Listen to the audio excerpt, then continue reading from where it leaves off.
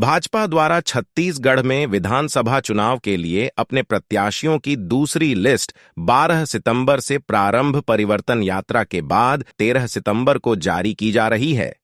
इस सूची में ज्यादातर ऐसे सीटों के उम्मीदवार हैं जहां से भाजपा लगातार चुनाव हारते रही है। बीते 17 अगस्त को जारी की गई पहली सूची के अनुसार दूसरी लिस्ट में भी नए उम्मीदवारों को पर्याप्त जगह दी जा रही है।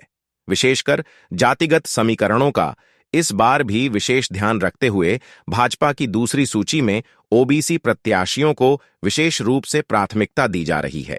12 सितंबर को केंद्रीय गृह मंत्री अमित शाह दंतेवाड़ा से परिवर्तन यात्रा की शुरुआत करने वाले थे, लेकिन मौसम की खराबी के कारण उनका प्लेन दिल्ली से ही उड़ान नहीं भर सका। 12 सितंबर को दंतेवाड़ा और 16 सितंबर को जशपुर से दोनों परिवर्तन यात्राओं को लेकर छत्तीसगढ़ भाजपा के प्रभारी ओम माथुर बीते कई दिनों से विशेष रूप से तैयारी करवा रहे हैं। 11 सितंबर को भाजपा प्रदेश प्रभारी ओम माथुर और क्षेत्रीय संगठन महामंत्री अजय जामवाल ने पार्टी का झंडा दिखाकर परिवर्तन रथ को रवाना किया।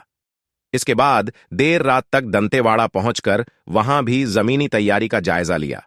इस दौरान वहां छत्तीसगढ़ भाजपा के अध्यक्ष अरुण साव सह संगठन प्रभारी नितिन नवीन सांसद संतोष पांडे पूर्व मंत्री केदार कश्यप परिवर्तन यात्रा के मीडिया प्रभारी उमेश घोरमोड़े सहित अनेक प्रमुख नेता देर रात तक तैयारी का जायजा लेते रहे।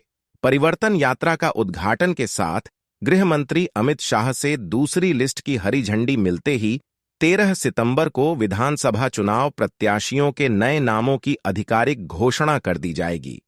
यहां गौर करने वाली बात यह है कि छत्तीसगढ़ की 90 विधानसभा सीटों में 29 सीट अनुसूचित जनजाति वर्ग के लिए आरक्षित है, तो अनुसूचित जाति वर्ग के लिए 10 सीट आरक्षित है।